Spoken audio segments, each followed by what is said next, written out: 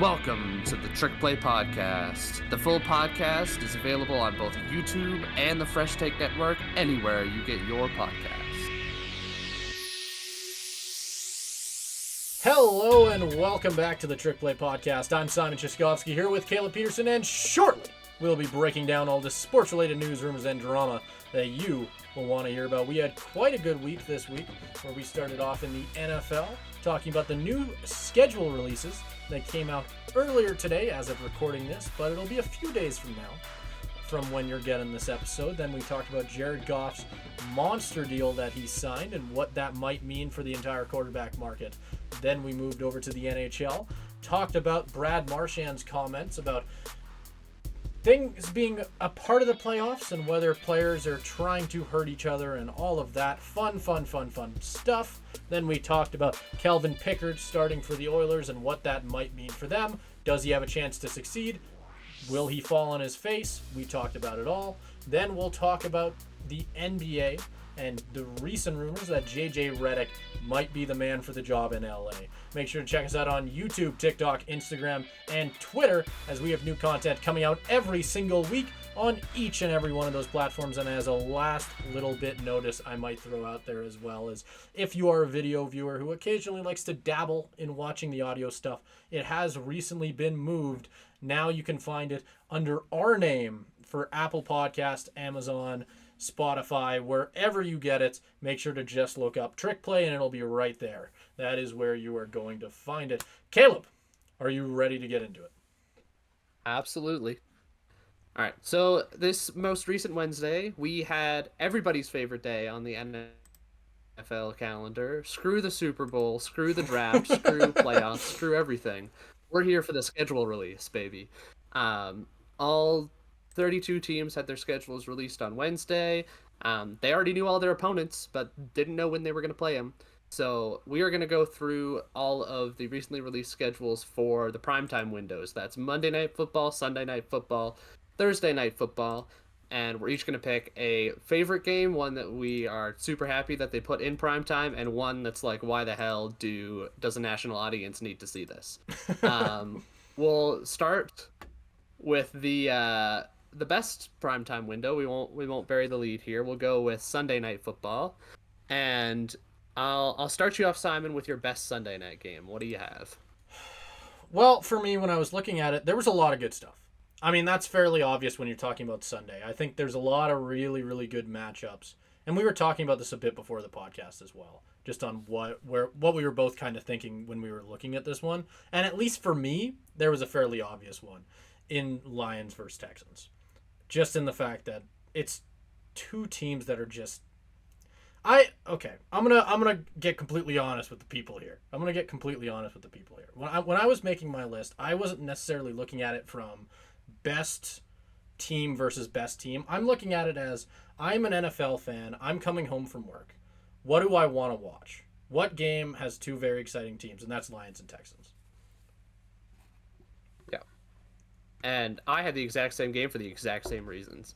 Because, I think I went to do it with the exact same perspective you did, so it's going to be interesting how the rest of this list turned out. Because if you go by strictly best teams, I don't have the list up in front of me anymore, but I'm sure there's like a Chiefs game somewhere in there where it's they're right? Two obviously better teams. But just in terms of pure entertainment value, I think these are two of the best teams you can get. Because last year I think these were like the two most entertaining teams. Where you've got the Lions, who are basically everybody's favorite team going into the end of the year with the insane playoff run, ending their kind of like 30 years of futility and not winning a playoff game since 1990 or whatever it was. And then you've got the Texans on the other side with the CJ Stroud renaissance and turning it around from a team that had the number 2 overall draft pick and had been the worst team in the league since probably Deshaun Watson left. If not a little bit before that. And both of these teams have had a massive turnaround. They're super exciting. Lots of young talent on both sides of the ball for both teams. Detroit has improved a lot, I think, especially on defense, adding guys like Terry and Arnold in the secondary, which was kind of a weak spot for them last year. They also got a guy from Tampa whose name is Carlton Davis, I believe they got. So their secondary's looking a lot better. I don't know how I believe didn't it's hear Carlton about that. Davis. I might have to. I was about to I say might have to fact check that one. Yeah, no, I feel like I would have heard about that if it was Carlton. Is that right? It was. I don't know if it was Carlton Davis or somebody else. It was somebody from the Bucks. Okay. So I'm gonna fact check myself on that one. Make sure I got the right Bucks to Lions corner. But the point is that they greatly improved their secondary, Oh, and then with the Texans, obviously right. the big thing is Stephon Diggs. Yeah. There we go. I know something. No. There you suck at comments. I do some research. Anyways, but the Texans also super exciting. Big thing is the Stephon Diggs trade. I don't exactly remember what week this was. I didn't write that down. That would have been important. If this is early in the season, you get to see Stephon Diggs for one of the first times. If not, still super exciting to see him linking up with CJ Stroud. Awesome game. Definitely agree with you with that being the best Sunday night game, which is crazy to say considering where these teams were like a couple years ago.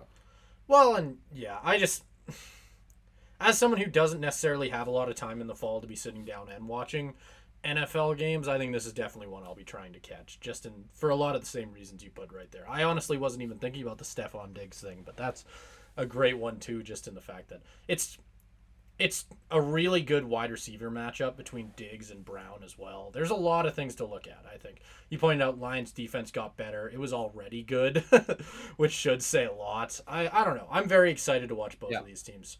I had a runner-up, which I was telling you about, just because of the fact, not necessarily because I think it will rival that game in how good or how close it will be, because it probably won't. It probably won't be as close. But I had Bears versus Texans. Solely because we're going to get to see Caleb Williams and we're going to get to see CJ Stroud play against each other in week 2, which I think is awesome. I think that's a great game. Yeah. It's the future of the NFL facing off against each other in what will be probably Caleb Williams' second game. And I don't know. That's another one that I think I'm definitely going to have to tune in for. I don't know necessarily what the expectation is for Caleb Williams to instantly come in and be that incredible quarterback we were all waiting for this entire time. But if he is, that'll probably be a pretty good matchup. That's the bar. That is the bar? Yeah, well, that's like... that'll be a pretty good game to see how close he is to it. Yeah, because I don't know. I think the Bears, because of the Caleb Williams effect, have been totally favored in primetime this year. They got a ton of primetime games. I did notice that. I know they got the one against the Texans that you just mentioned. I know they have, as a Seahawks fan, I noticed this, they have one against the Seahawks at the end of the year, and then I don't know, I know they have more at some point in there. They threw them in primetime games quite a bit. That is obviously the Caleb Williams effect. Also getting Rome Odunze in there. It's just going to be a fantastic game, and watching these rookies at the start of the year is always super exciting. Last year, it had me turning into Panthers Falcons at 11 a.m. just to see Bryce Young. But so that's going to be a super interesting game. I I didn't have a runner up, but I can definitely see your reasoning onto that. If I am to give a quick runner up, just off the dome, not preparing anything, I'm going to probably go with another Lions game and say Rams Lions, because I think that game, that playoff game last year was just amazing. And coming down to the wire, I think the Rams should be good again this year, even if Aaron Donald's gone. Obviously the Jared Goff, Matthew Stafford storyline is a great one. And throwing this in there just as a dig to you, Simon, because before the pod you said this was a contender for the worst. So I just don't putting like it the out Rams. there that this game is fantastic. I don't want to watch a Rams. I mean, game. neither do I. I don't like the Rams either. Yeah, they're fair. my second least favorite team. Like I said, it was not. Game, it's nothing. It's nothing related to how good the two teams are. I'm just thinking about it. I'm going through my TV guide at 5 p.m. on a Sunday going, what do I want to watch? And I see the Rams pop up, and I'm like, no. That's what I'm thinking in my head. So I don't know. That's just my perspective on it. I'm sure other people disagree, which is fair because I wasn't thinking about that playoff game. So yep, that was a great playoff game. Very close. And yeah. That was, I think, one of the most all the Lions playoff games were fantastic, but I think that was one of my favorite playoff games that I saw last year. So I'm super excited to see that rematch. That one, I think, yeah, it was my runner-up. I think that if Lions Texans didn't exist, that was going to be my pick. Okay. I gave my best first. Do you want to give your worst first? To switch things up a little bit? Yep, sure. So my worst, this one just kind of like stuck out like a sore thumb to me because this Sunday Night Football lineup honestly looks pretty good. You've got a lot of matchups between either two close teams or teams that are or have historic rivalries or have potential to be good. Like again, you see the Jets in there a lot, which I could have given the nod to just because we don't know. But I'm taking this assuming Aaron Rodgers is going to be fine. And assuming he's going to be fine, most of these games look pretty okay. Yeah. But the one that I'm not excited about with a team that I don't think will be very good next year is Bengals Giants. It felt like a bit of an odd one to put on. Yeah. No disrespect to the Bengals, obviously. It just feels like one of those that's really outmatched for whatever reason. They tend to favor like pretty even matchups, even if it is two middle of the road kind of teams. But yeah, I don't really know about this one. Just because the Giants' offense, I don't think if you're operating with a Joe Burrow at full health with Jamar Chase and that Bengals offense, I don't. This is obviously assuming we get the full strength Bengals, which we didn't have pretty much at all last year. But it looks like Joe Burrow's back on track. They should have everybody healthy. This is early in the season. I believe it's week 6. I just don't see how the Giants can keep up with that, especially after the season they just had injury concerns of their own. Daniel Jones coming off an injury, lost Saquon Barkley. You gain Malik Neighbors, but that's still a weak receiving core past him. Darius Slayton's pretty good, but past that it really drops off. Your defense is a lot better, I think. Adding Brian Burns to that defensive line is fantastic. So that line is scary, but past that, I don't really know how much this Giants team can compete with that Bengals team. So I'm looking at that one early, and that one kind of it's honestly not the worst game ever, but it's just the one that sticks out in a sore thumb. It's just like, why would you put the Giants in Sunday Night Football in this spot? No, and I actually do sort of agree with you. It's not my pick. I'd say that'd be my second for out of all the ones that I don't really want to watch. I have another one in here. I don't like the Steelers this year, and you're gonna notice that fairly quickly on my worst teams here. I guess I am assuming that Russell Wilson will be the starter. Who knows? Maybe Fields will be starting at this point. I have Cowboys Steelers. Part of it, the reason is because part of the reason is because I'm personally very sick of watching Cowboys primetime games. I just don't enjoy watching the Cowboys in primetime, and I saw them facing the Steelers. That's an easy one for me. That one stuck out to me like a sore thumb for one that I will be missing.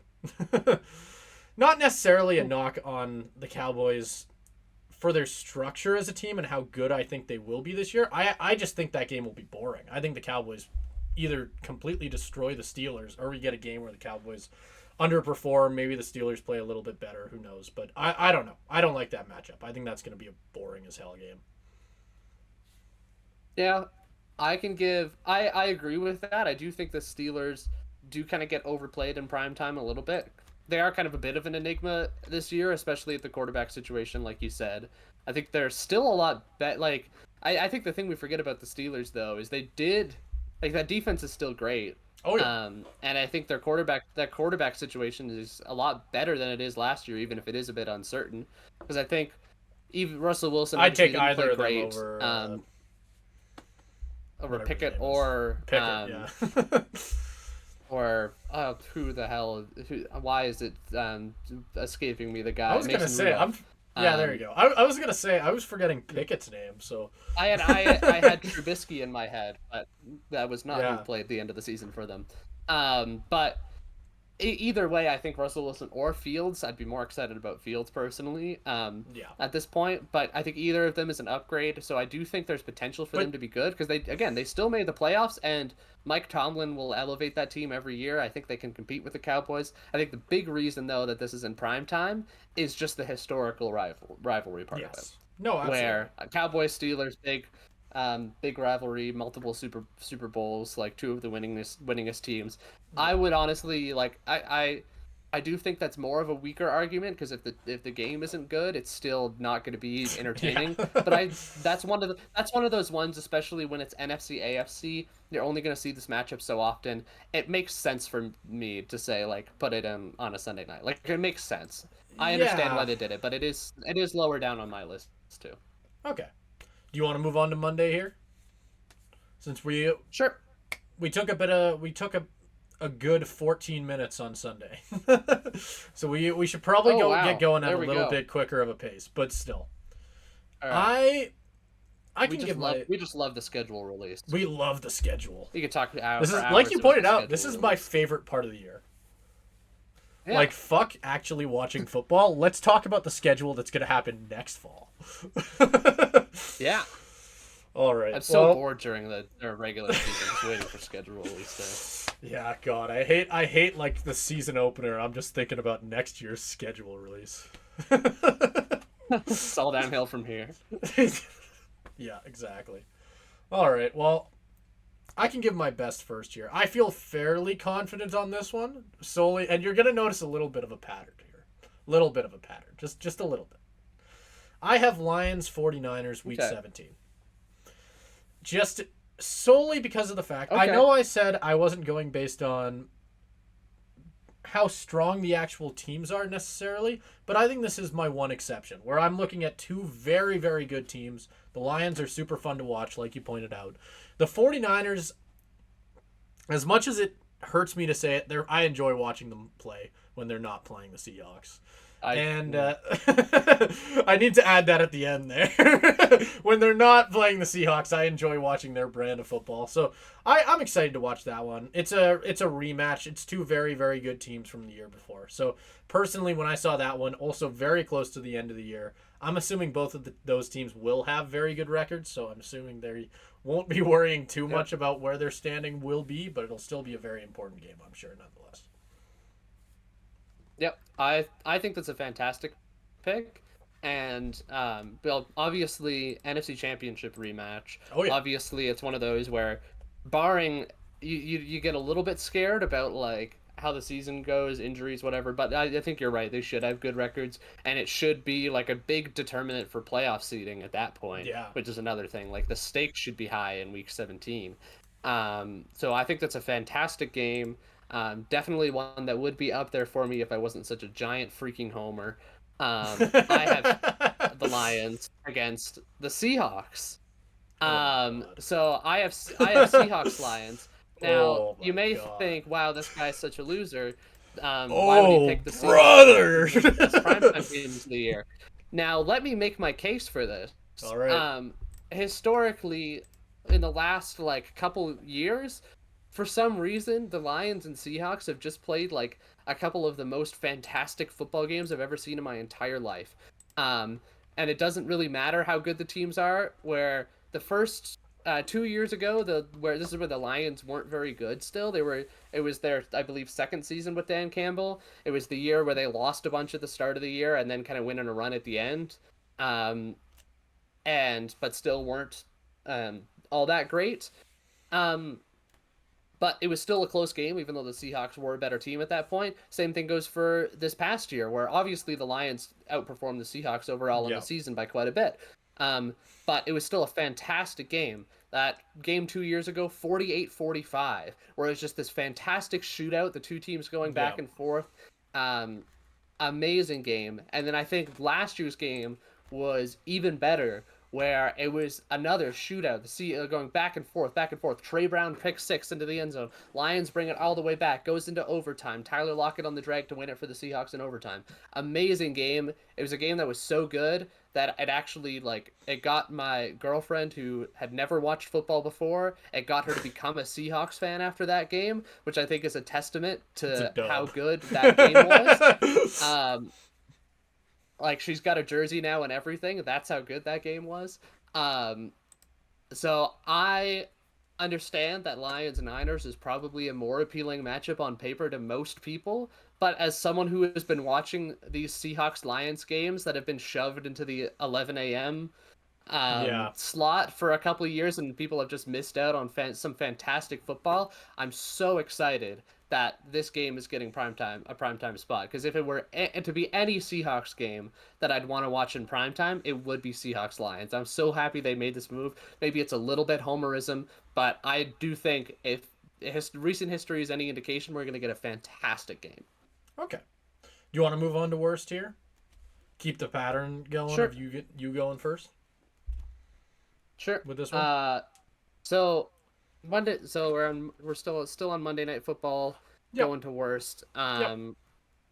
My worst Monday night game is, I think, kind of indicative of a pattern that the league has, where it's just like, oh boy, we see Chiefs. Let's put him in prime time, and doesn't really care about who the opponent is because it's Mahomes. And it's like, guys, why is Saints Chiefs a primetime game? Ooh. Like I don't I don't understand. That one sounds ugly. Yeah, oh, it's in there. It is ugly. It's another one of those ones where I'm like, this one isn't like, I think looking over this Monday night schedule, I think there is a couple in there that are also pretty bad. Like Commanders Bengals is another one that's kind of rough, but at least you got Jaden Daniels. Titans Dolphins, I think you pointed out before the pod, was another one that was bad. But yeah, Saints Chiefs. Obviously, you get the Mahomes effect. People are gonna want to see Mahomes, but I don't know, man. It's either gonna be like the Saints, I think, are just some of the most like boring football plays. Continually, some of the most boring football I've ever seen. Especially in this Derek Carr iteration of the Chiefs, or Derek Carr iteration of the Saints. Sorry, where they just like play no offense until they realize they can throw 40 yards down the field at the end of the game and like try to come back in the last 10 minutes. I don't know. It's just not appealing to me at all. I'm so sorry to my Saints friend Kian, but I am not going to be excited to go over to his place and watch this game. It's going to be boring as hell. I think it's not going to be close. Doesn't make sense why it's a primetime game. I don't think the Saints are going to be very good this year. It's also the fact that it feels like that one's a bit of a foregone conclusion on which of those teams are probably going to win that one. But I guess we'll see. You never know. Yeah, exactly. You never know. But for me, upsets are possible. Yep. Yeah, for me, and I did mention this to you before the podcast when we were both making our sort of lists here. I don't like watching the Browns play. Whenever I see the Browns coming up, it's not a game I look forward to watching, especially like if the Seahawks are playing them or whatever. So I have Browns Broncos, and it obviously Bo Nix effect. It'll have the big rookie quarterback that might make it more entertaining. But I just look at that one and think, God, that is going to be a snooze fest. I just look at those two teams and just, God, it makes me want to just pull out a pillow, take a long, nice nap. That's what I think when I see Browns Broncos, Week 13. That's my mid-season nap right there. Maybe not mid-season. 75% of the way there, nap. Yeah. That one I understand. I don't think that one's boring because of the Saints. I think that one's boring because of I don't think that one's boring because of the Browns. Sorry, I think it's boring because of the Broncos. No, that's what I mean. Think the too. Broncos, It's both teams yes, are boring as hell. Yeah, I do think you're right in terms of Bo Nix provides something. Yeah, but it's also at week 13 we'll kind of know what he is at that point. That's true. The novelty will have worn off. So I think that's kind of a point in your favor there too. I actually do like watching the Browns play football. I think they're a very good football team. I think that defense is excellent. And if Deshaun Watson were ever to get back into his form, which who knows if that's going to happen, but that offense has potential to be good. It's a Jerry Jeudy revenge game. Against his old team.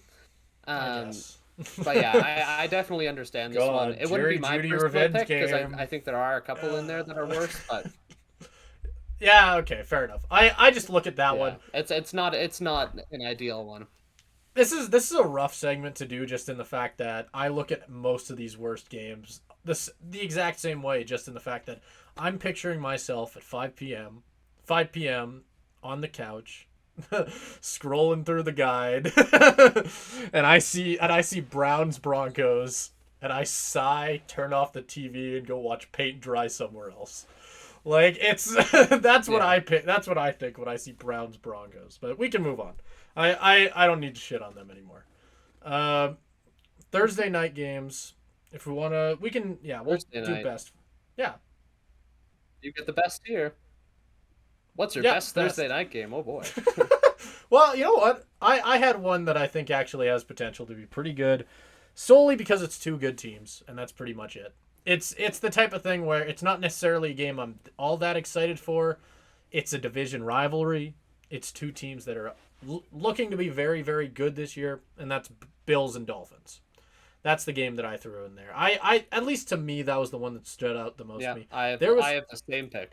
Yeah, and it's solely because it's two legit teams. Like, it's two teams. We don't need to really worry about what we're going to see out of the Bills and what we're going to see out of the Dolphins.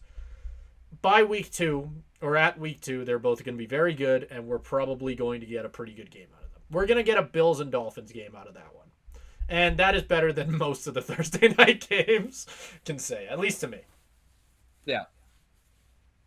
Yep, I would agree. I mean, because I'm a sicko, I could say Niners Seahawks, but I don't think that's as close of a matchup as I think it is in my heart. No, it's not. But yeah, I had Bills Dolphins too.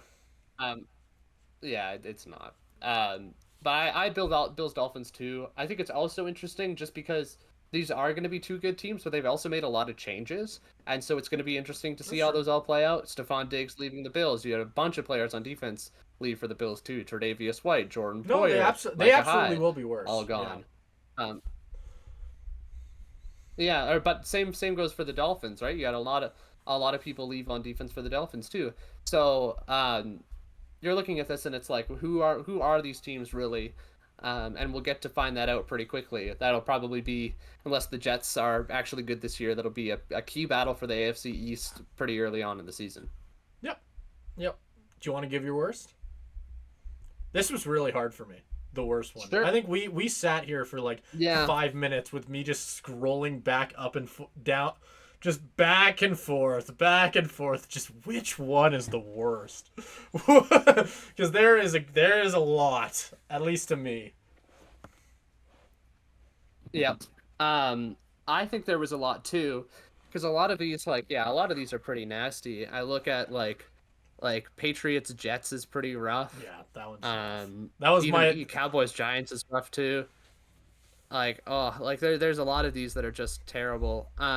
But the one that I ended up going with, I kind of, maybe this is your anti-Browns bias is coming up for me in the Saints, because I just don't think they're an exciting brand of football. Yeah. And so I have Broncos at Saints as my worst Thursday night game. That one I would put as equal to the one I have. I don't think either of these teams will be very good. Yeah, mine is Steelers and Browns. For basically the same. I like that game. That's a great game, I think. Well, not great. Great is overkill. That's a good game. I didn't put what week that is. Which week was that? Division rivals. I'm not sure, but that's okay, but that's division rival. Yeah, and I know, but I just don't fucking like watching the Browns. Deshaun Watson can shove it. I look at these two teams, assuming that we're not already seeing Justin Fields at whatever point these two teams play, because I didn't write it down because I'm a dumb face. Whatever is what's going on with these two teams, I just don't like it. I look at these two teams and I'm not necessarily looking forward to it. And the one reason I was fighting with myself for so long, because this was the first game that stuck out to me. Like I pointed out at the beginning of this, I sat here scrolling back and forth for like 5 minutes trying to pick one. This was the first one that stood out to me, but I was mainly fighting with myself because absolutely, it is a divisional rivalry.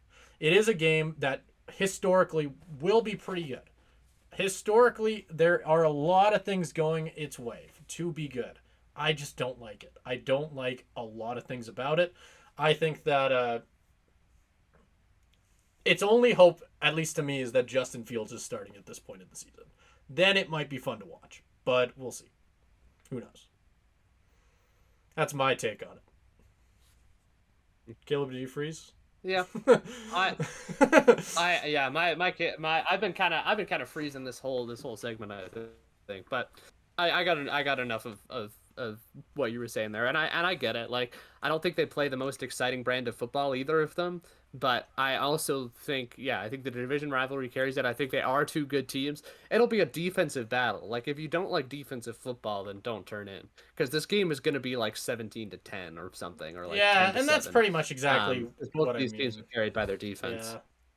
And it's not even that I dislike Yeah. defensive football, but it's just when I don't know. I don't like this type of defensive football. I like defensive football when it's defensive. You're shutting down elite quarterbacks and elite offenses, and it's defensive in that way. Not defensive because Deshaun Watson forgot how to throw a football. Like, that's not defensive football to me in that sense. Like, it's just not as entertaining because you're not getting shut down because of how elite the other team is. Even if that is the case, it's just Deshaun Watson getting shut down because he's barely good enough to start anymore. It's that type of thing for me where I don't like it, and I also don't care if I'm completely crapping on Deshaun Watson. No, I mean, you shouldn't. He deserves to be crapped on, but yeah, I can see that. It's more or less about the defenses being good than the offenses being, because it's just because the offenses are bad. Like, I get that. It wouldn't be my pick. I think there's a lot in there that are worse than that game, but I also get why. It's not going to be one I'm going to be like excited to watch. It's one that I'll watch while like making dinner or doing something else. Yeah, well, exactly, right. But Yeah. that is all of our best, worst, and I think one runner-up to really, really keep things as consistent as possible. So there you go. I don't know how to wrap this up. This is a weird segment to wrap up because it's not like there's any like ramp. There's no ramp. There's no falling off point. It's just we're done. So I don't know. Next segment. We're done. We're done.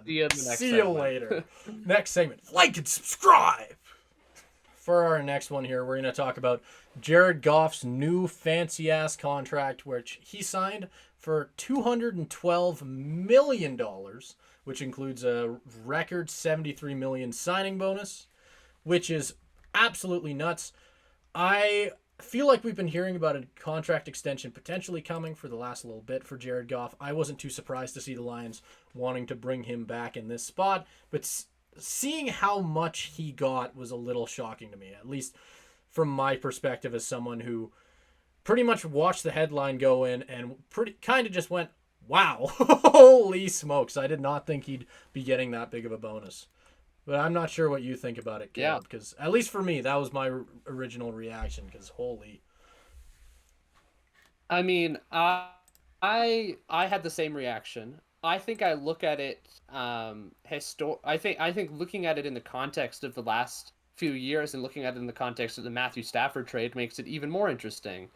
Because looking at that trade, Jared Goff was mostly just a throw-in to get rid of the terrible contract he signed with the Rams, where he was not... Obviously, the Rams trade for Matthew Stafford because they don't believe they can win with Jared Goff, and they'd already given them this massive contract, and basically the Lions took Jared Goff just to get more back in the trade because they're taking on his contract.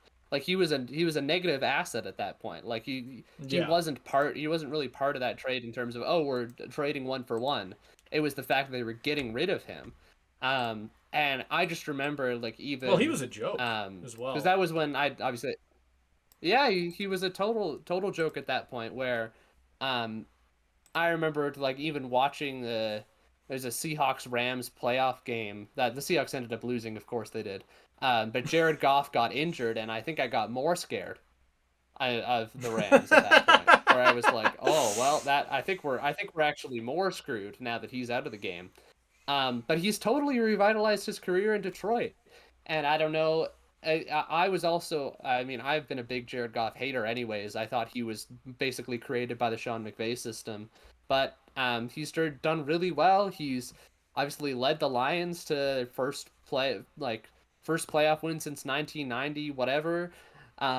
He's done fantastic, and it's gone from the conversation being, when are the Lions gonna draft a rookie quarterback to replace Jared Goff, from the conversation now being, well, you have to extend him because he's given you every reason to.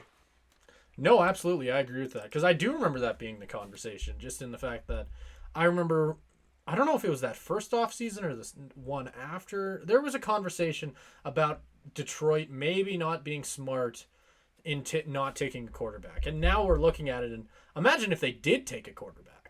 It's almost that type of thing where the situation they'd be in now, where Jared Goff is giving you pretty much no reason to want to get rid of him if this contract shows you anything. He's only 29 and he's got plenty of time.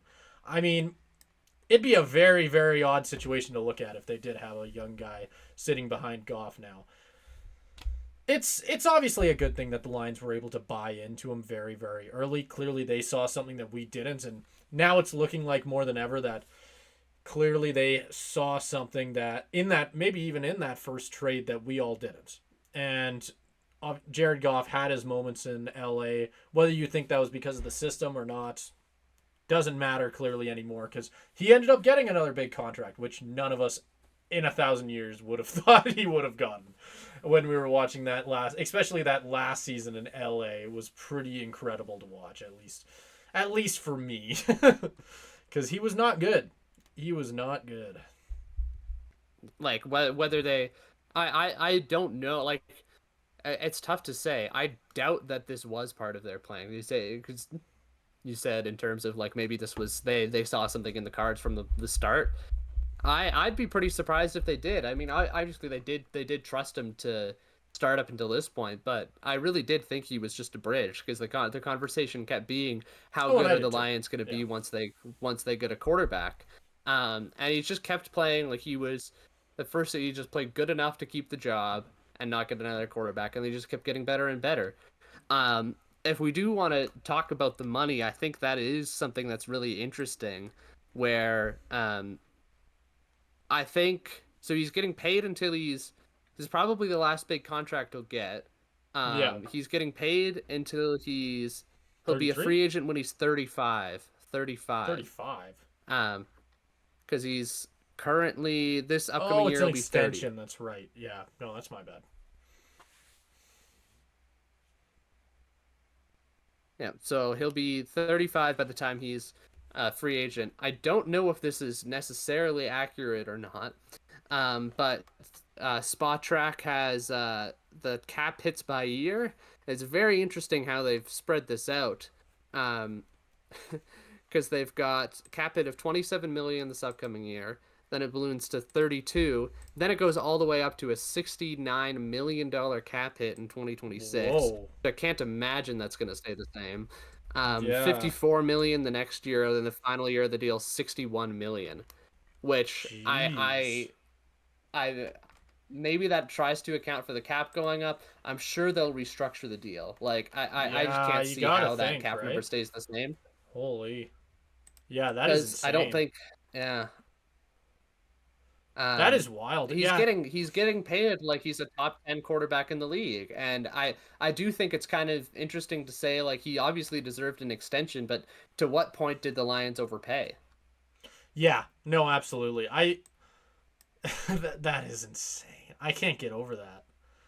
Why 69 million? Is anybody even close to that on any contract? Like, is there any contracts like? Yeah, I know.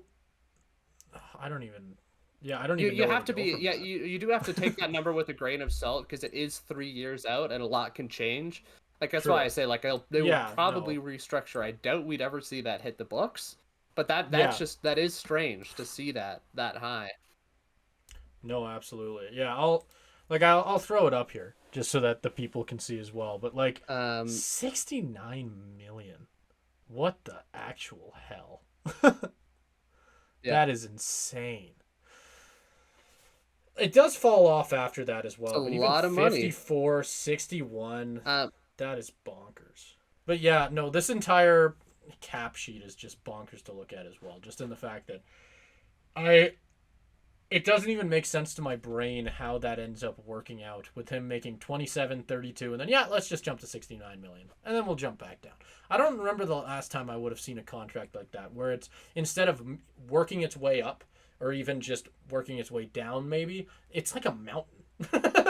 It's just like, we're taking a leisure walk through the park and Everest. And then we'll make our way back down over here. Like that's what this makes me think. Yeah, seriously. And if we want to look at this, even just taking away that weird random $70 million cap number, if we just want to look at this in terms of average value per year, Jared Goff is currently the second highest paid quarterback in the NFL, only behind Joe Burrow. Again, Bonkers. as according to sportingnews.com, has Joe Burrow has an average annual value of 55 million, whereas Jared Goff is now at 53. So that is insane. You don't think Jared Goff's going to be the guy who's going to reset the market, but I guess he is. And you maybe even I think you could take this two ways. I think you can say the Lions are smart for getting ahead of quarterback deals such as Dak Prescott, Jordan Love, a bunch of these other guys that are going to have huge contracts coming up where they just keep pushing the market up further and further. Because now the Cowboys are kind of screwed, because they've been pushing off this Dak Prescott extension to say, well, we're not going to do it now, we're not going to do it now. Dak is going to be like, well, I've been better than Jared Goff. Look at this, and this, which you can probably point to. And they're going to have to pay him more than Jared Goff. And that's just going to keep happening for all these quarterbacks. Jordan Love is going to be like, I played like a top 5 quarterback in the end of last year and then probably continuing into this year. I deserve more than Jared Goff. And it's just going to keep going up to where these like middle tier quarterbacks are going to get paid even more than... It does kind of reset the market in that way. The whole NFL is just going to be like, look at what Jared Goff's making. Look at that asshole. Give me his money. Seriously, I don't know. I also just want to reiterate before we get all the people in the comments saying, "Wow, you're such Lions haters. Try being not biased next time or whatever." This is not an insult to Jared Goff. No. Jared Goff has played fantastically, and he deserved a huge contract. To the point where it's this huge is our question, I guess. But he definitely deserved a contract that was up there. No, absolutely. He deserves to get brought back. For him to get paid up there. He's getting paid more than Mahomes per year value. I was gonna say as well though. I feel like Mahomes is a weird one to compare it to, just in the fact that he signed such a long deal that I think we all kind of knew that he'd fall down the leaderboard of highest paid quarterbacks. At some point, and that one's not surprising to me. To see Jared Goff number 2 anyway is bonkers. Like, he is. Are you telling me Jared Goff is $2 million off of Joe Burrow's? No. Yeah. No, he is not. Like, he should not be that high. But this is the world we live in. Jared Goff just reset the quarterback market.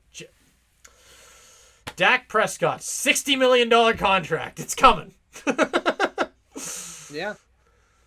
Because that is the like devil's advocate side of it, to where you say this is actually smart by Detroit to say, yeah, Dak Prescott $60 million incoming because it was only going to get more expensive from here, right? Yeah. All of the smart teams, particularly like teams like the Eagles, continue to contend because they re-sign their guys early.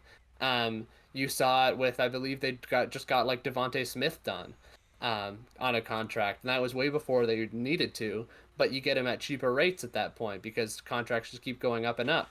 You saw the Lions do the same thing with Penei Sewell and Amon-Ra St. Brown, where they give both of them big extensions, and I thought those were super smart moves. And I guess they want to lock up their quarterback for the foreseeable future. So I guess in that regard, because if you don't have a quarterback, you don't have a contending team. That's kind of the arithmetic you have to do there. Like, they were never going to lose out on Jared Goff. They always had to have him in there to continue to contend. Because with how good the rest of the roster is, you're never going to be bad enough to get a young quarterback in the draft. If you're going to have to pay someone else in free agency, it's kind of bringing in the devil you don't know for probably even more money than you would have had to pay Jared Goff. Yeah. It is kind of a no right move situation. You overpay for a quarterback because you have to overpay for a quarterback. So in that sense, it makes sense in my head. What we've seen, but it is still ludicrous. Yeah, and what we've seen is Jared Goff is good enough to lead you there. I think he is good enough to potentially, if the Lions get good enough, and maybe this team is the one to do it. I know I was very high on the Lions last year. He is good enough to lead them far, if not to the Super Bowl. And there's no question on that. But he is just not that top-level quarterback, which is why it hurts to pay him that kind of money. But like you pointed out, you don't got a choice. You don't got a choice. This is what you settled on. This is the guy. He came to a team that had no expectations for him. He came in to pretty much be that bridge guy with an expectation that he would get replaced in 2 to 3 years. And he went, no, this is my spot now. And he made it his home. And now he pretty much forced their hand, at least in that sense.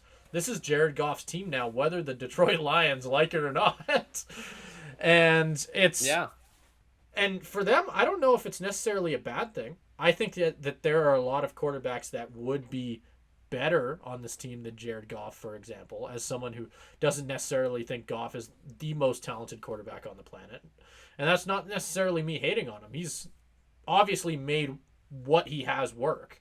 But to say that he is as good as a lot of the guys that he's going to get compared to now with that contract would be quite a stretch, I think, to say the least. So at least to me, when I look at it, I don't necessarily like it. But you don't have a choice, right? I guess that's where I'm going to fall on it. It makes me bite my lip a little bit just in the fact of like, ooh, that is a pretty penny for Jared Goff. But you know what? Good for him. Good for him. And I think that's a good place to wrap it up. Honestly, it's just to say good for him, because at the end of the day, it was a quarterback that was basically like, again, was tossed away as trash in a trade that wasn't about him. And I think you could, I don't know if I'd go this far, but I think you could arguably say that the Lions might have gotten the better quarterback out of it long term, right? Yeah, because they'll get long term. They'll get a few more. They'll get a few more years out of him, I think, is the big thing. I don't think the Rams would take that back, considering they won a Super Bowl because of the trade. That's what I was going to say. You really need to stick long term in there because Stafford was pretty good in that first season. But past that, yes, I agree. And Stafford's continued to be good, barring injuries. Stafford's continued to be good, barring injuries. Yeah. We just don't know. He's going to be that obviously. Stafford drafted him like 8 years before Goff or something. You're gonna get more longevity out of Goff. It's one of those trades I don't think either team would take it back. No. But I do think the Lions got a lot from it. Even just in Goff, not accounting everything else they got in that. So props to Jared Goff for beating the odds and saying I'm worth this through his play. And even if we do think it's a little bit overinflated of a contract, like, I'm not going to be one to poo-poo his party, as I have been kind of in the past. Congrats, Jared Goff. Like, you earned this to an extent. Yeah. Thank you for not doing it on the Rams. Yes, absolutely. Oh, my God. With the second round of the playoffs in full swing, one of the biggest talked about topics from the last week or so of games has been in Bruins-Panthers, the Sam Bennett hit on Brad Marchand in Game 3. It was a bit of a controversial one. We're not going to show it here because we're going to get copyright strike to hell if we do. But if you want to go look it up, if you haven't seen it already, basically Bennett's coming down the ice.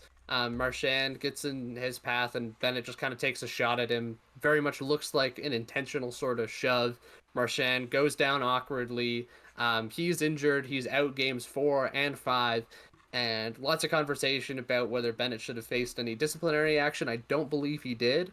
And really controversial, particularly among Bruins fans. And Marchand came out and talked about it for the first time. I believe this was today, as of recording on Thursday. I think so. And I think his quote kind of stirred the pot even a little bit more, saying he believed that Bennett kind of got, this isn't direct quote yet, but he said like believe Bennett kind of got a shot in on him in terms of saying he believes it was a bit intentional.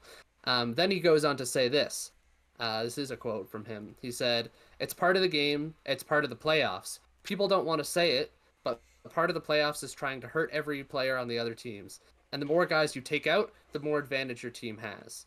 People don't say that, but it's just a fact of the game. So every time you step onto the ice, someone's trying to hurt someone, and that's just how it goes in the playoffs. That's part of the benefit of having a physical group. And he went on to say something along the lines of not holding any ill will towards Bennett because of what he just said, in terms of he believes it's part of the game where people will try to hurt people on the other team, try to intentionally injure them to an extent, especially in playoffs.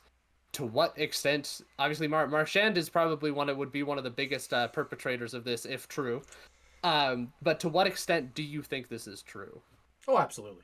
I think it's a very, very true statement. And that was what I was gonna say originally when you first brought it up. I remember when you brought up this segment, it was you who brought up this segment for us to talk about. And when you said that quote, I was thinking the same thing in my head.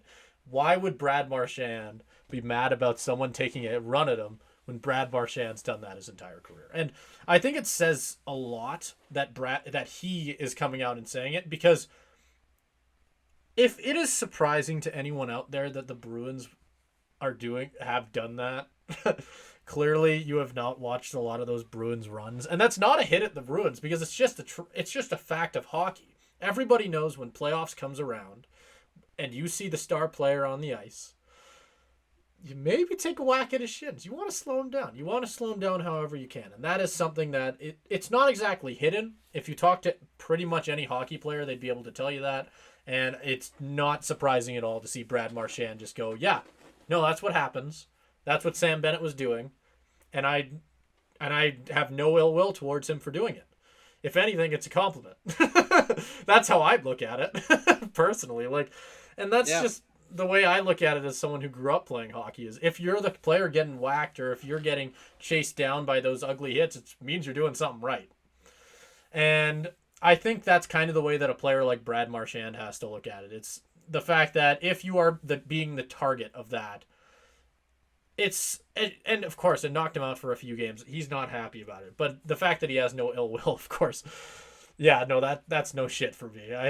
I feel like you could list names upon names of Brad Marchand doing similar things to other players, and not to say he had it coming, because I actually like Brad Marchand as a player, and I know that's a big you shouldn't say that. Everyone hates Marchand, but I like watching Marchand play. I feel like for the most part, I always have. Not to say I agree with all the antics he gets up to, but I've always liked that brand of hockey a little bit. Just get under people's skin, and I think he does it best. If anybody, if he's coming out and saying it, it's probably true. It's probably my biggest takeaway from this, at least personally. Yeah. And I think that I totally agree with you. I think just the biggest reason this is kind of like top billing news for me, honestly, is just the way that he it's just the way he put it too. Because I think of the explanation you gave in terms of, like, of course, in the playoffs, like, if the star player's going to come by, like, you're going to give him a tap in the shins, like, that kind of thing. I think that, I hear that part of it, and I don't really bat an eye. Whereas when Marchand comes out and say, like, oh, yeah, like, we're trying to injure people on the other team, I just feel like that has such a different connotation. Can I emphasize the fact that I kind of mean the same thing? In the fact of, like, maybe not injure, but you're definitely trying to make sure they can't skate as fast. Would be my lawyer standing in the corner answer. Yeah. Well, no. No, that was my point exactly. I think it's just like in the way you say it. Because I do think it's interesting. Like, that is a normal part of hockey culture. In terms of, like, you're gonna try to slow the star player down. You're gonna try to make him fight for every inch on the ice. Like, that is normal. But I think it's just the way Marchand comes out and says directly, we're trying to injure people on the other team, where I think that just kind of takes you. It's just very blunt, I think, is the big thing. It's very blunt to just say, oh yeah, like, we're trying to injure the other team. I think that's kind of the big thing, because for me it brings up stuff like Bountygate in the NFL, where that was like, because they had the whole that's obviously a lot more organized, where the Saints had an actual program to say, like, oh yeah, if you injure this player, you get this amount of money. Not the same thing, but it brings up similar kind of issues. And I will say I would be very, There's very a lot shocked to less hear that organized. there's. I was gonna say the difference. I think mainly is the money thing. I don't think that's happening. I don't think a coach is Yeah. going. Somebody Oh take God, no. God, Brad no. God, Marchand no. out of the game. I'll give you 10 grand. That's not happening. No way in hell. Because that would get caught instantly. Not at all. It's a different age now where no one would be able to get away with that. But is a coach tapping a guy like Sam Bennett on the back and going, Brad Marchand's playing a little bit too good out there. Maybe make him watch a little bit more. Make him have to pay attention a little bit more. Is a coach doing that? Yes. That is happening. It's playoff hockey. It's what happens, right? It's when there's a guy when you know who's you're up on the ice against. It's that type of thing, right? Where it's almost the type of thing where a coach doesn't have to say it. I'd say that's the biggest difference. You're never going to see a bounty gate in the NHL because it's not something that needs to be said. When you're a physical player like Yeah. Sam Bennett, a guy who plays physically, a guy who's not afraid to lay out hits like that, you know when you're on the ice against a guy like Brad Marchand, and you know when he has the puck on his stick that that's exactly what you're trying to do. Maybe it's not to injure him, but you're definitely trying to at least put that thought in the back of Marchand's head, right? You want to make sure he's thinking about it. You want to make sure that when he has the puck on his stick, he's not thinking about where he's trying to put that puck. He's looking behind him for where number 9 on the Florida Panthers is. That's what you want. Yeah.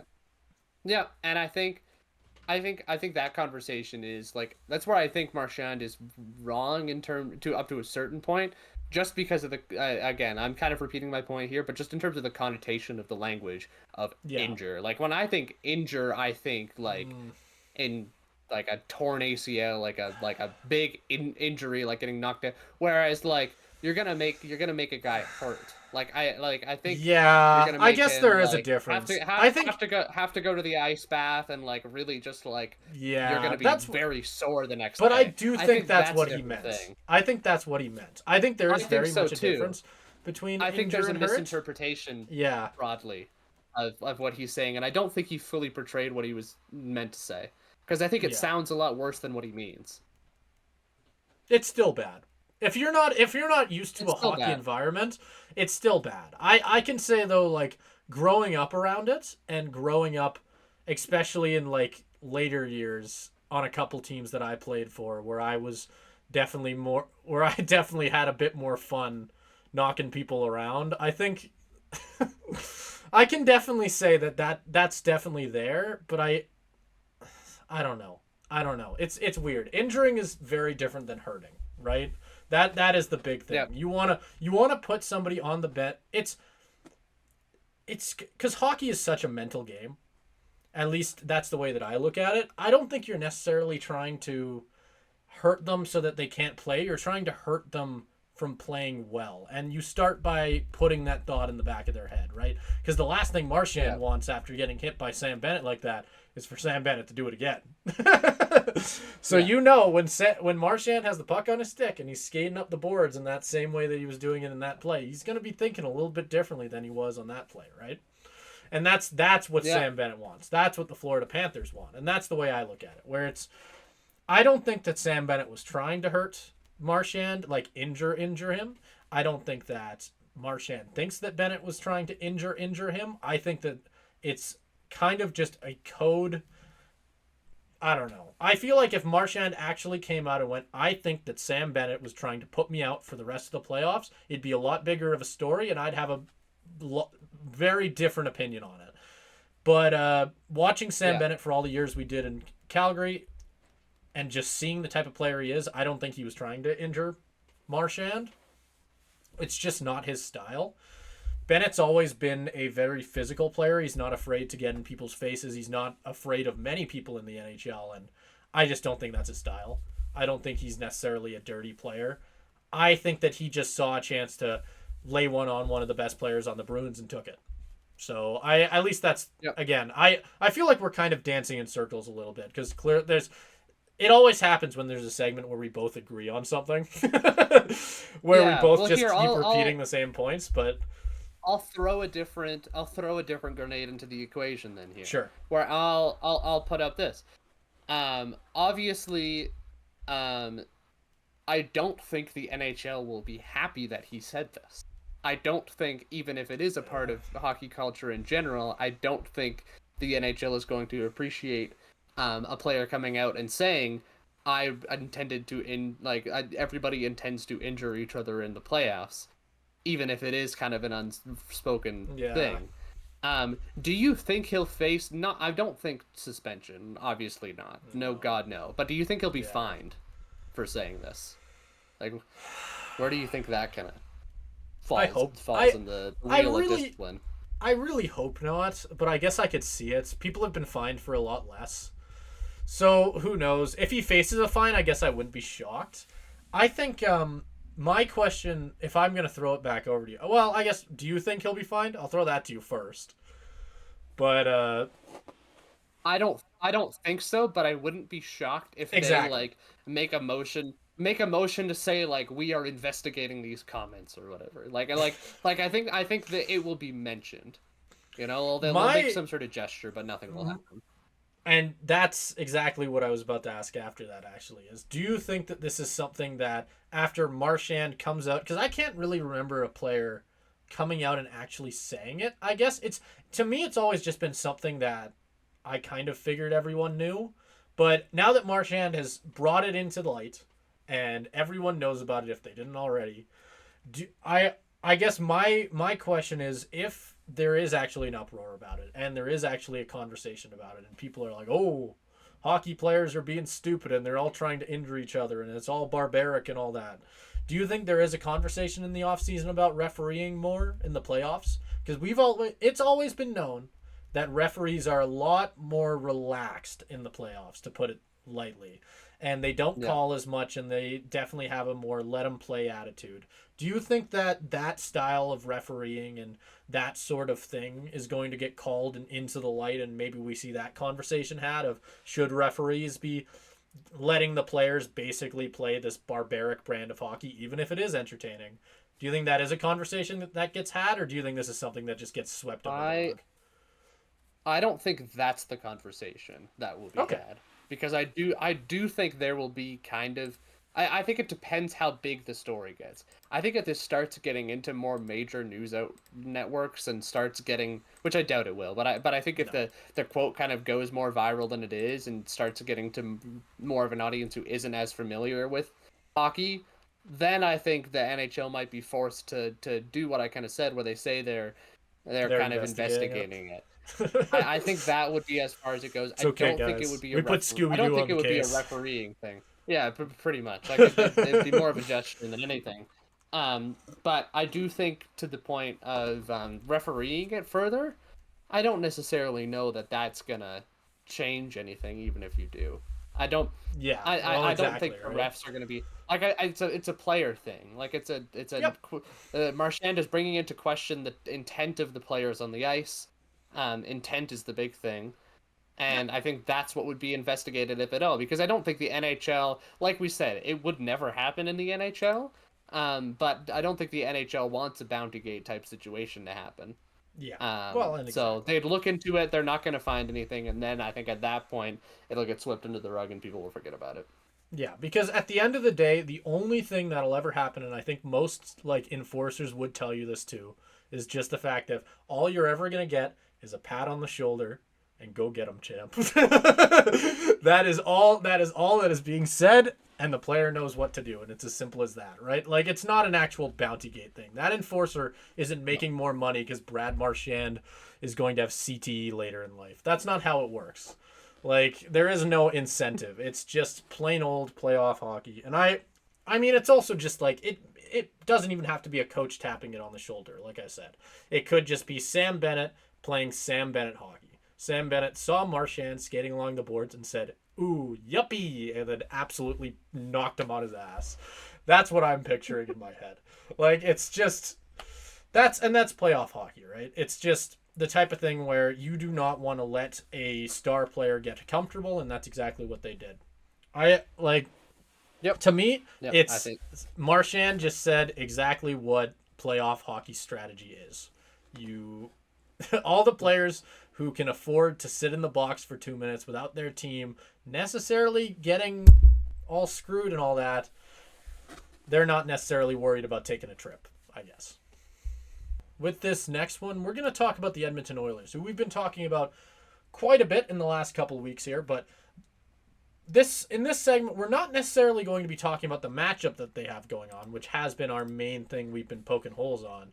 We're going to be talking about the Oilers themselves for the most part, or mainly a specific position in the players in between the pipes for them, as they've had a rather inconsistent run at it, especially in the playoffs. And we've seen Stuart Skinner struggle, at least in the last little bit, which led to Calvin Pickard getting the chance in Game 4, where he played well enough for the Oilers to get that win. And now we don't know what's going to happen quite yet. I don't know if that game's actually technically started. We're recording. Oilers are currently up 1-0. Oh, okay. I was going to say, it is Thursday, so we're kind of doing this at a rough time because we don't know how that game's going to go. But nonetheless, we can still talk about what we think about the Oilers now potentially playing Pickard as their playoff starter for the rest of this. And before I throw it over to you, Caleb, I just wanted to say what inspired me to want to talk about this as a segment, because I think it's so funny. But when I was looking for articles and just doing a bit of research on Pickard, I found this article that Oilers Nation put out today, so Thursday, May 16th, called basically just highlighting all of the inexperienced goalies in recent NHL history to make a run at it, with names like Cam Ward, Ray Emery, Niami, Halak, Layton, Mike Smith, Ben Bishop, Andrew Hammond, Martin Jones, Matt Murray, Jordan Binnington, and then Aiden Hill, and then it wraps up the bottom thing at the bottom of the page is Calvin Pickard, baby. And it just makes me so mad. And we talked about it a little bit before with you saying, when I was saying to you how mad this makes me, you said that you have a bit of a different opinion. So I'm actually excited for this. I'm excited to have this conversation. I'll throw it over to you. I don't know if I necessarily have a question to throw it over to you with. I'll just let you give your take on it. Yeah. So I watched the first game he started. That's the first game in the series I've been able to catch the whole thing. So that was I feel like I am able to have a pretty informed opinion on how he played. I think that, to your point, yes, the for lack of a better word, glazing of Calvin Pickard by the Oilers fan websites is a bit excessive. I think they're two best players right now. Hockey Night in Canada did it too, to a certain extent. Yeah, there we go. But they compared him also to Aiden Hill. They had a pretty direct stats comparison, and the stats were pretty similar. But I don't think it's as much of I think those fan websites in general are just kind of pretty garbage. I mean, even as a Seahawks fan, just reading some of the stuff that these websites are putting out in the off season is just you've got to be kidding me. It's just a non-article for them to just say it's DK Metcalf could be traded, but they won't do it. So they're not going to do it. So this article is pointless. It's stuff like that where they just putting out stuff to put out a website a day. No, it just makes me mad. I just look at it. Yeah, I get it. I get it. Hurts my brain. I get it, Simon.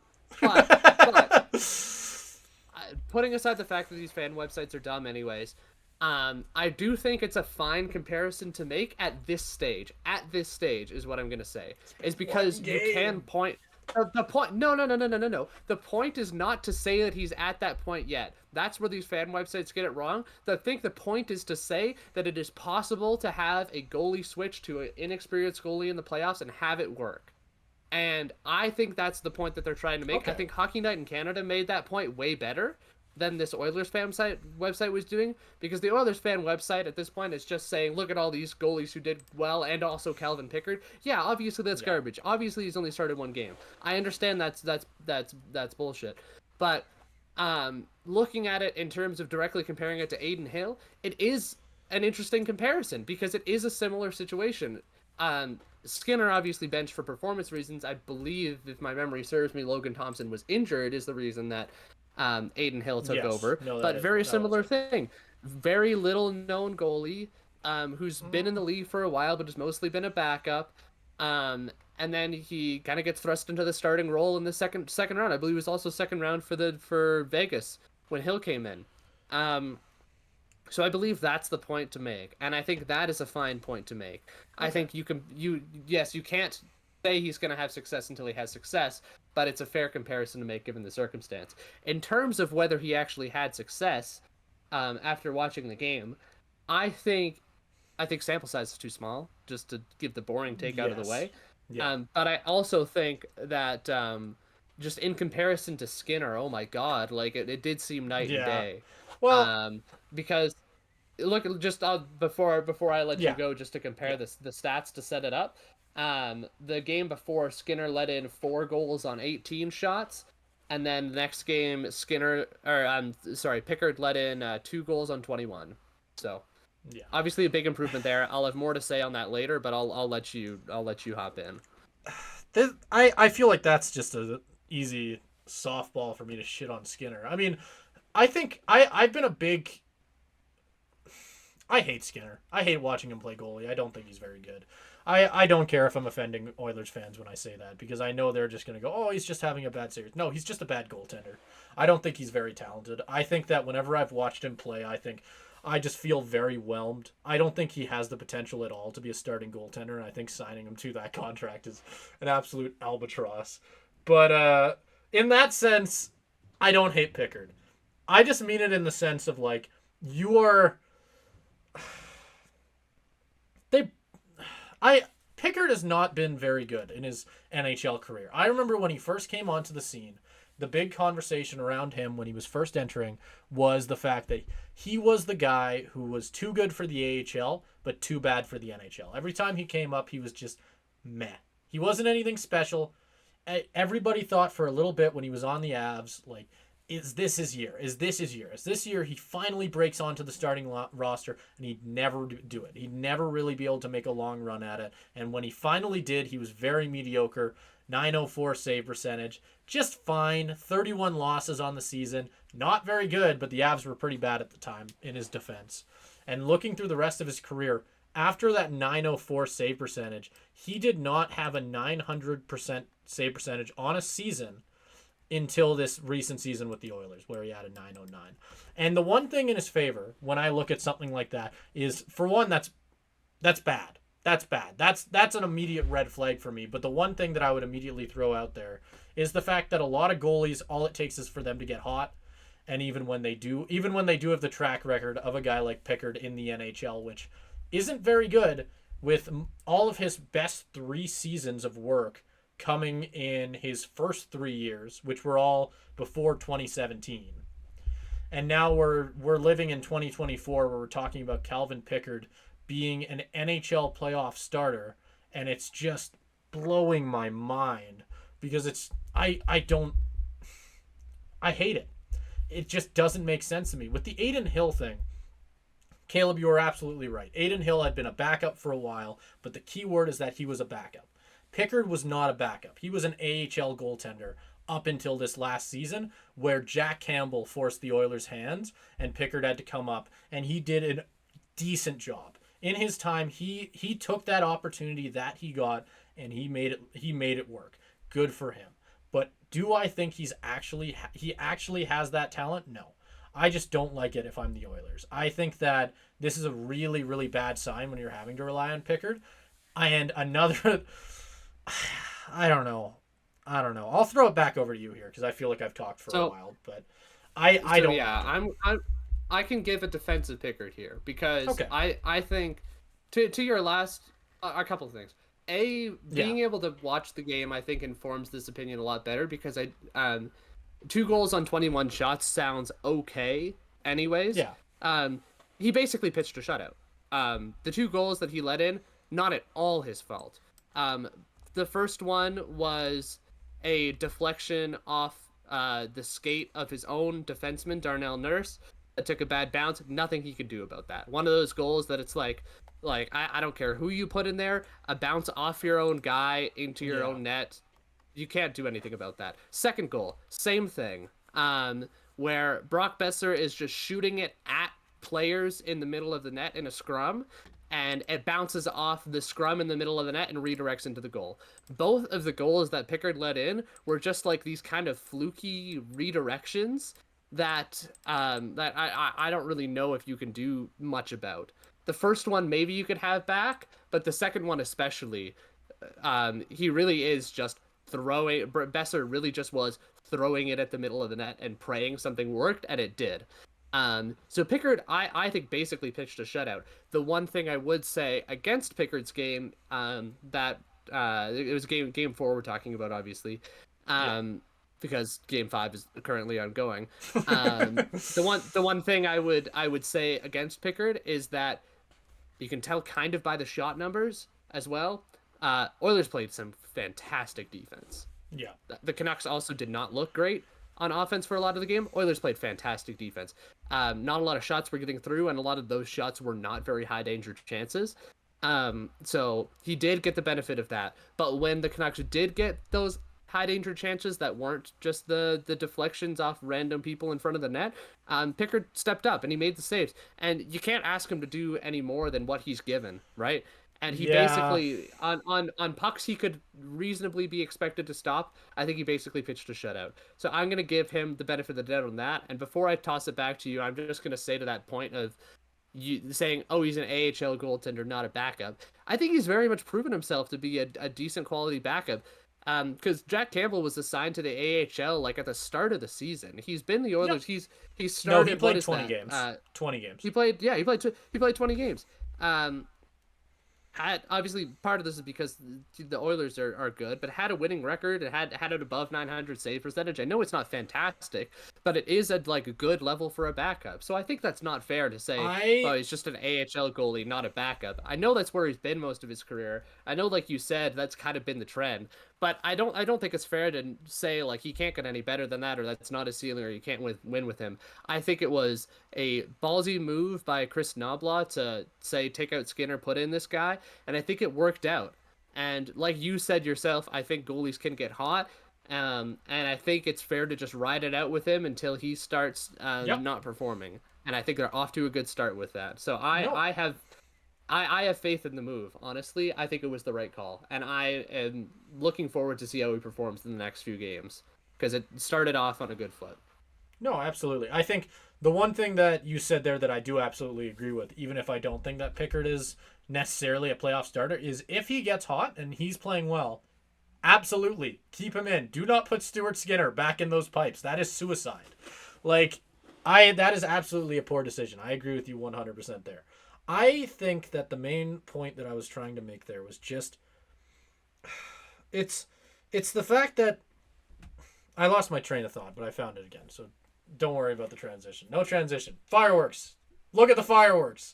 So the one reason I've always thought that Stuart Skinner looks a lot better than he does, actually is, and his stats make him look like a really good goaltender, is as much as people crap on the Oilers defense, the one thing I will give them is they are very, very good at defending the front of the net. I've always thought that they are very, very good at stopping second chance efforts, and really, really, if you have a goaltender that can make that first initial save, that goaltender will look good behind the Oilers defense. And I think that's what Stuart Skinner is. I think he's a fine first save goaltender, but the second he gets put into danger, I think is when things get a little bit spooky for him.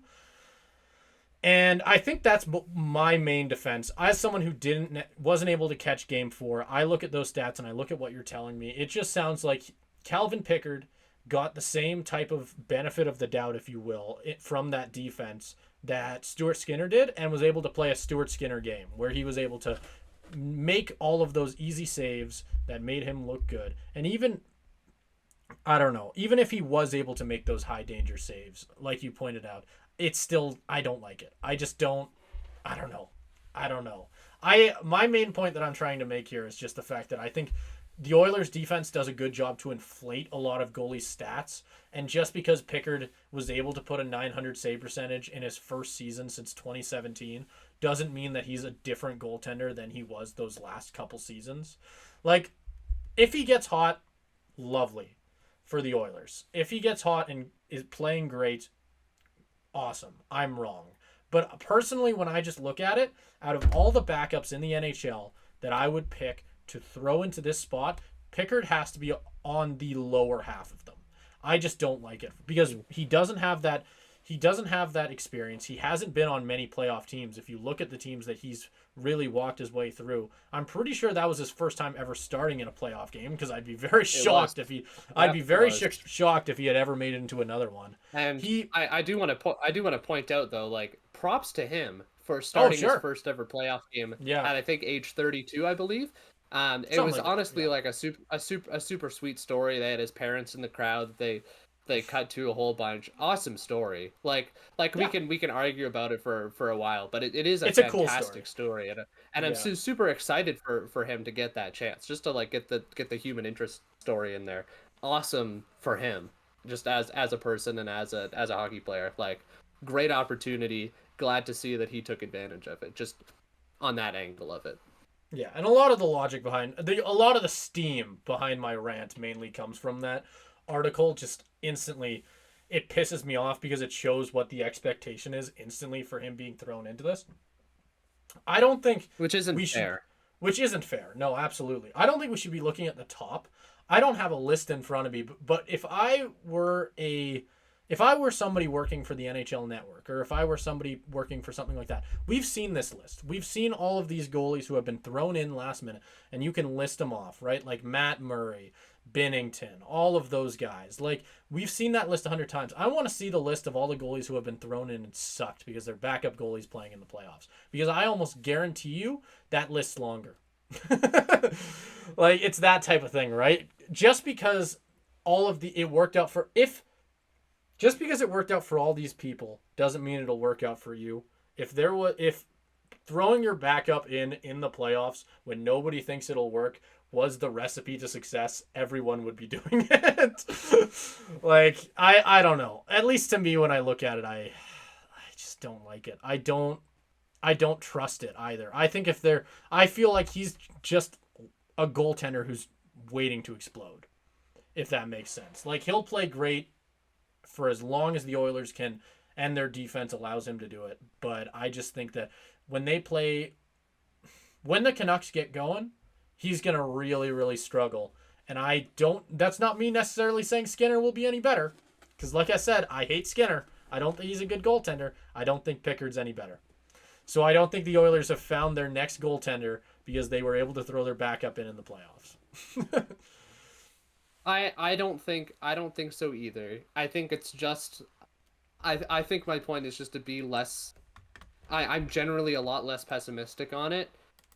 Because it worked. In the sample size that we have so far, we can't project any further than that at this point. So far, it's worked. It's re-energized the team. I think they've played a lot better defense in front of him. I think it's the exact move they needed to kind of re-energize them. And I think, and as much as we can project out and say we don't know if Pickard's going to keep doing this, we don't know if he's going to be one of these goaltenders that website lists. He can only stop the pucks that get shot at him, and he has, other than two, it's still standing at 5:34 left in the third, or 5:34 left in the first. Sorry, in the first period. He's pitched. I'm still first period, obviously. But you made me have a panic attack. My opinion changed quick when I heard third period shutout. Holy! No. First period shutout. First period shutout. No, we're about to say, we're not there. Calvin Pickard. Maybe you look back on this segment and he did pitch a shutout. We don't know. Whoa, you know, audience. Simon could be real dumb right now. Oh my God. But we don't know. Round 2, baby. Come at me, comments. we can only project out as much as we know, and yes, I fully get your point in terms of it's not smart to just say, like, throw in the backup goaltender because we see a pattern of this working. But that's not why Chris Knoblauch did this either. It's because his goaltender wasn't working out. His team needed a spark. No, and absolutely. I think he pulled that plug at the right time. And I think this is... Yeah, no, and I understand that's not your point. I understand it's more kind of frustration with the stupid, like, getting carried away with it all. But in terms of a pure hockey perspective, coaching move, I think it shows... I had a lot of doubts about Chris Knoblauch coming in as a coach, especially because, like, the whole connection with McDavid started to look like a LeBron or Aaron Rodgers type situation where it's like a GM, you know? it wasn't beginning to look like it. That's just what it was. Yeah, Like, but I think he's proving himself to be a good coach and a competent coach in the playoffs. Moves like yeah, this, moves like putting Evander Kane out there in the last minute, even though that didn't look like a great idea. Kane makes the hit that freeing up the puck that eventually leads to the goal after not playing well all series, trusting him in that key situation, turned out to be a fantastic move. He's made some great decisions throughout this series. I think that's going to be like a keystone moment for the Oilers in the playoffs if they do go far. We just don't know yet. We can argue about it and we can try to project. We don't know yet, but I think as of now, it was a smart move. I think Pickard played well in the time he's got, and we're just gonna have to wait and see. In NBA news, we'll flip it over to basketball. We are still in the midst of the NBA playoffs. Some close contested series going on. We've got Denver and oh my God, why am I blanking? Timberwolves are Denver's up 3-2. We got Mavs recently took the lead over the Thunder 3-2 as of recording. Lots of interesting playoff basketball going on. But we're not going to talk about the teams that are in the playoffs right now because while those games are good, the biggest headline of the week from the NBA came with a team that's been eliminated for a while in the Lakers, as they often do get in the headlines. It was recently or some insider information that apparently JJ Redick, former player, current media analyst, personality, podcast co-host with LeBron, that's a is lot considered of to be a lot of handles a lot on of that news. guy, huh? He's a oh yeah, he's got a couple things going on. But he might add one more title to that because apparently the Lakers have considered him a leading candidate to replace Darvin Ham as their head coach. It looks a little bit ridiculous on the face of it. Got no coaching experience. Obviously played in the NBA. Has that going for him. But I don't know. Especially with the whole podcast thing with LeBron, this looks kind of sketchy. What do you think? Oh, I think that you really just said it perfectly right there. LeBron wants to bring on his podcasting buddy and to coach the team. Who it would look better, I will say. Let's say in a magical world, JJ Redick, instead of becoming an analyst for ESPN, he decided to go out and maybe coach college or even high school for all I just coach somewhere, right? Let's say JJ Redick went out there and he picked up his clipboard, he picked all that up, and he went, I'm going to make this work. And he went and coached for a little bit, and now we were talking 3 years down the road here where LeBron's like, yeah, bring Redick in.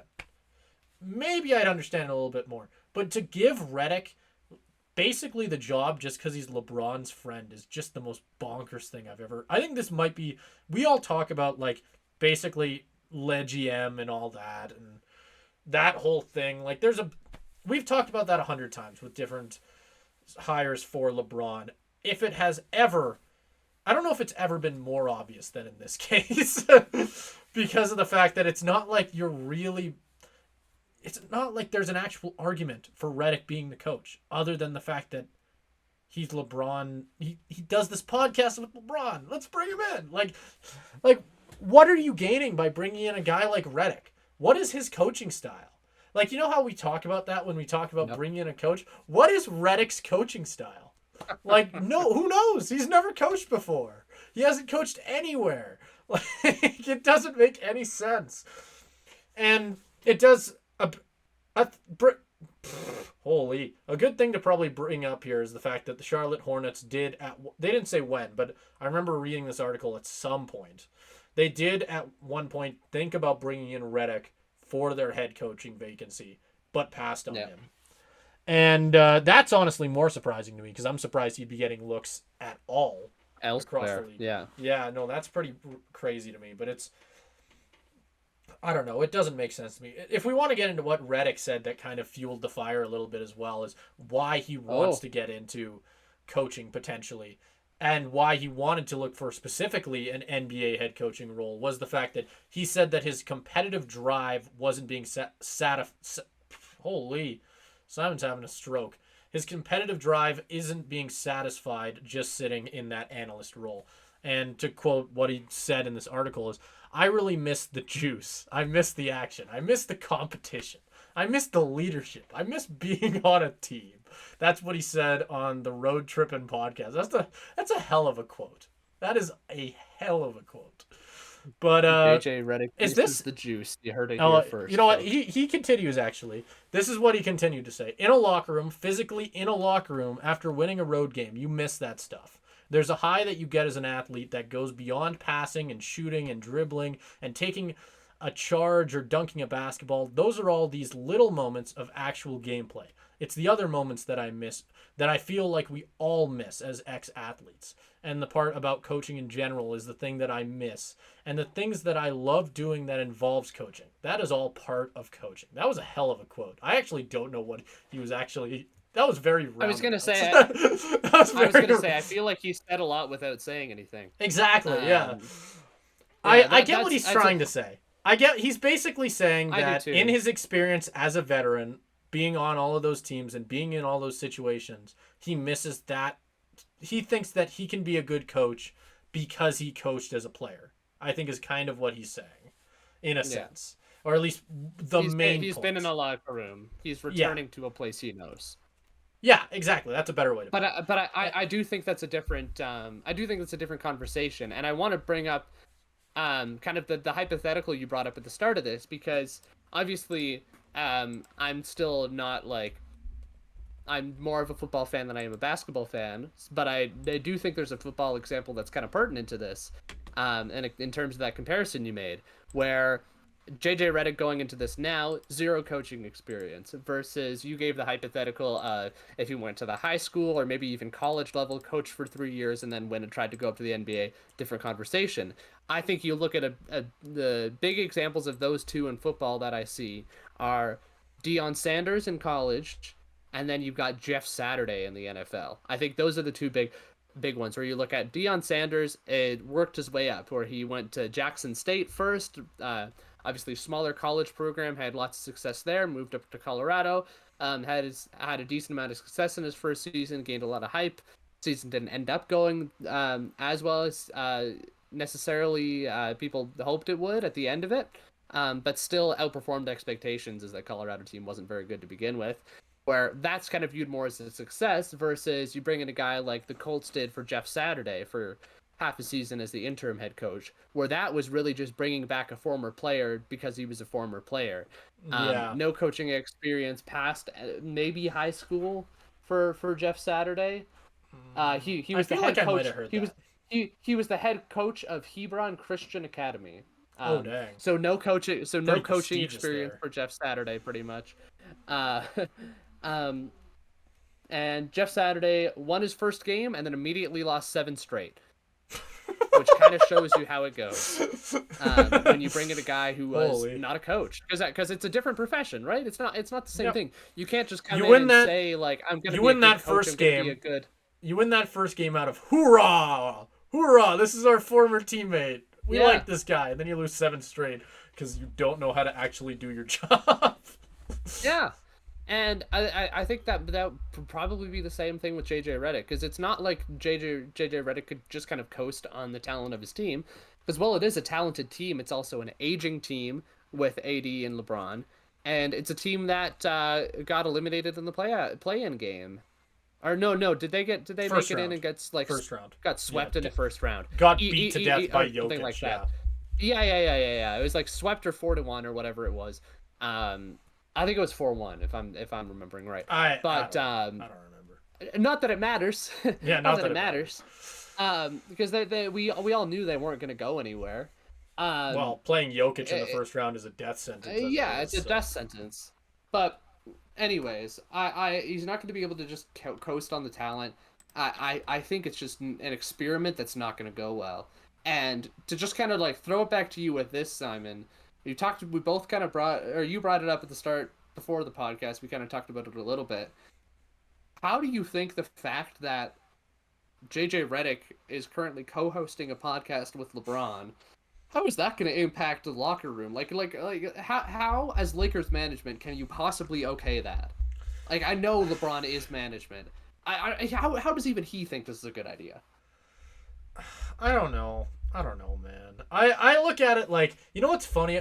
My big example that I look for is like, I just think that coaches having a podcast at all is a very poor idea. Just out of principle, because you're outright going on to this. The expectation isn't you're going to go on your podcast each week and talk about your life and how you walked your dog and how you thought, oh, the team played great, I like what they saw. No, you're going to be giving an inside look into that locker room. You need to give something that'll keep the fans wanting to watch this. This is the behind the scenes look with the head coach. This isn't JJ Redick going, oh yeah, we played good. LeBron, he had nice things to say about it. That's not this. This is, God, this guy's feet stink, or whatever the hell inside the locker room crap you want to say. That's what you're getting out of a podcast. And you have two people who are in that locker room just basically just talking, and they're just like, it's just dumb. It's just dumb, because like, you cannot talk about the Lakers at all. You cannot. That's not going to happen. Like, you can never mention the Lakers if you were doing that. Should just be the rule with the podcast. You never bring up the team. You never bring up a player. You never talk about what you do for that team. You just avoid it. You talk about the other 29 teams at all cost. That is what you're doing on that podcast, because you cannot afford to have JJ Redick just on a whim, just while they're talking about the team, just go like, I think you played like shit. Shitstorm instantly. The whole world explodes. It doesn't help that it's the Lakers.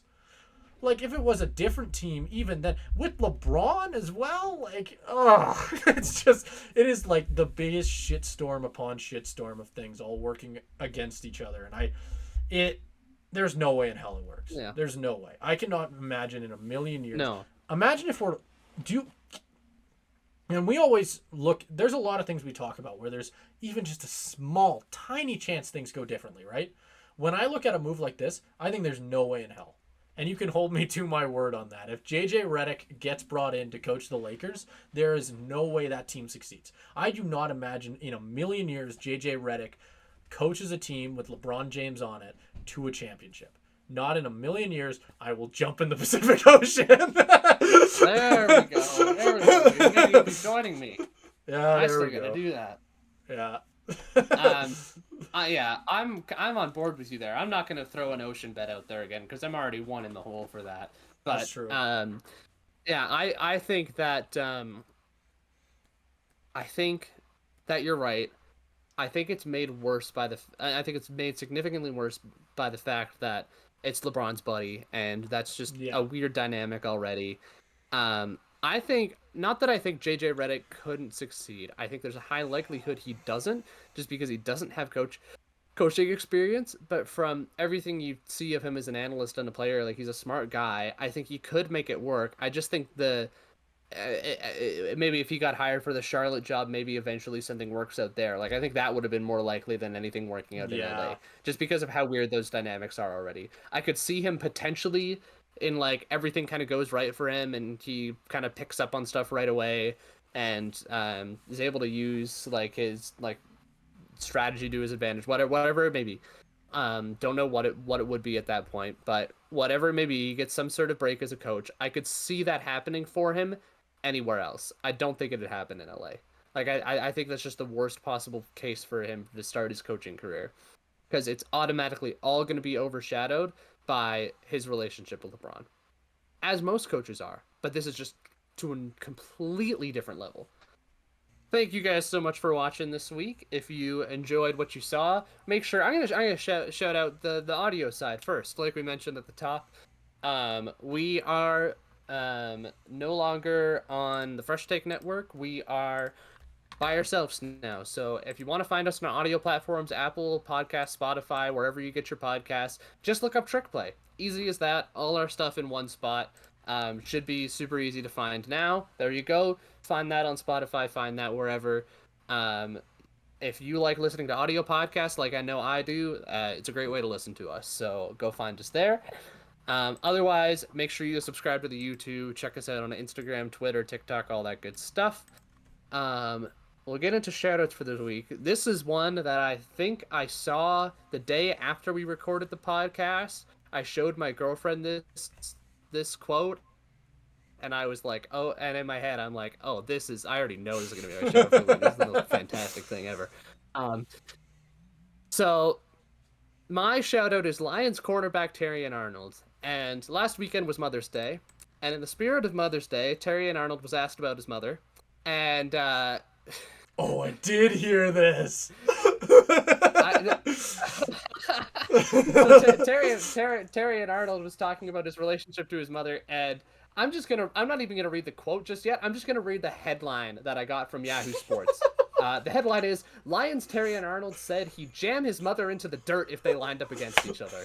Oh my god, I love that so much. Just reading that as a headline just took me out for 5 minutes. Fantastic. That is awesome. I'll see if I can find the full quote here. Yeah, I said, if my mom was out here right now and lined up across from me as a receiver, I would jam her into the dirt. That's just my mindset, and my mom knows that. That's fantastic. Raised his son right. I don't care what context. Yeah, exactly. I don't care what context that is. That's fantastic. That is. I don't want context. I already love. Don't tell me it. Yeah, exactly. Exactly. I'm not going to tell you that. I'm going to leave it exactly as it is. I can already tell he's just like, it's such a good fit for this Lions team too, or this Lions team is already got like Dan Campbell biting kneecaps and everything. And now you've got Terry and Arnold coming out and jamming his mother into the dirt. This is a fantastic team. Like, this is why everybody loves the Lions. Terry, he also... That is another Terry. Yeah, exactly. Dan Campbell's going to love him. Dan Campbell probably jammed his mother into the dirt at some point, too. But Terry and Arnold also came out and said... I believe, I don't have the quote in front of me, but he said he picked to wear number 0 because there's nobody like him. What a guy! Like, he hasn't played down of NFL football yet, and I already like him. Yeah. So this one shout out has made me like Mr. Arnold very much. Yeah, what a guy! I think we're all fans of Terry and Arnold now. Yes, so my shout out goes to him. What a dog!